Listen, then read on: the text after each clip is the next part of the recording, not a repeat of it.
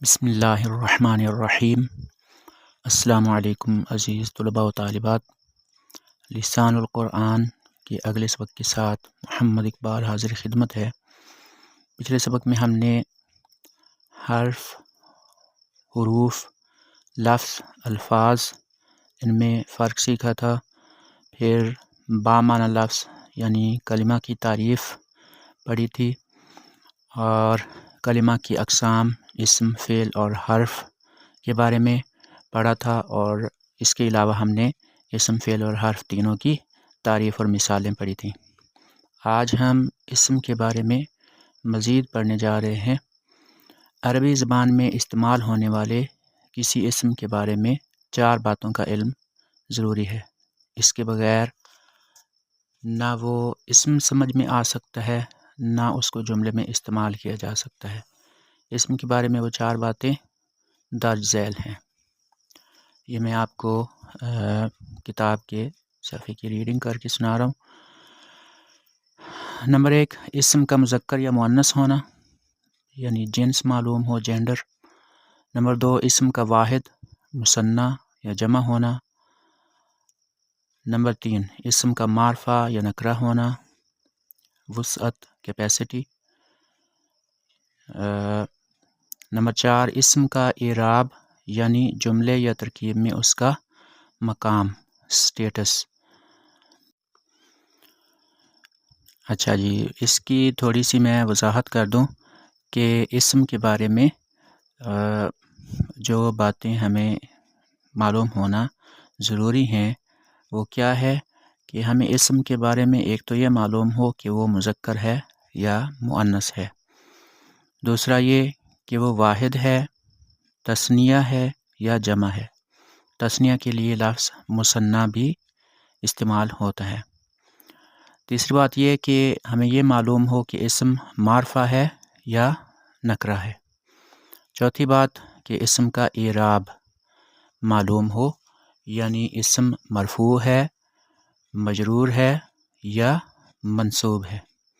اس سے اس کے فاعل، مفعول وغیرہ ہونے کا پتہ چلتا ہے۔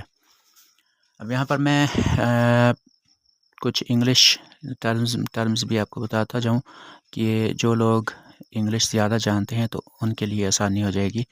مذکر اور مؤنث کے لیے میسکولن، فیمنن کے الفاظ استعمال ہوتے ہیں، اور واحد، تثنیہ، جمع کے لیے سنگولر، تثنیہ اور جمع استعمال ہوتے ہیں۔ انگلش میں تثنیہ کا کوئی کانسیپٹ نہیں ہے، کیونکہ جو انگلش لینگویج ہے اس میں تثنیہ وہ پلورل ہی یعنی جمع ہی شمار ہوتا ہے۔ معرفہ یا نکرہ یعنی پراپر ناؤن یا کامن ناؤن، اور اعراب جو ہے یہ عربی کے ساتھ یہ عربی کی ایک خاصیت ہے۔ انگلش وغیرہ میں اعراب نہیں ہوتا، اور اعراب جو ہے یہ ایک حالت ہے اسم کی یا کسی لفظ کی، جس سے پتہ چلتا ہے کہ وہ فاعل ہے، مفعول ہے یا کچھ اور ہے۔ اس سے آگے ہم پڑھنے جا رہے ہیں جو ہم نے اسم کے بارے میں پہلی بات کی تھی کہ اسم کا مذکر اور مؤنث ہونا ضروری ہے، اس بارے میں ہم مزید جاننے جا رہے ہیں۔ اردو اور انگریزی کی طرح عربی زبان میں بھی جنس 2 ہی ہیں، مذکر اور مؤنث۔ عربی زبان میں استعمال ہونے والا ہر اسم مذکر سمجھا جائے گا جب تک اس کا مؤنث ہونا ثابت نہ ہو جائے۔ عربی زبان میں استعمال ہونے والا ہر اسم اس وقت تک مذکر ہی سمجھا جائے گا جب تک کہ اس کا مؤنث ہونا معلوم ثابت نہ ہو جائے۔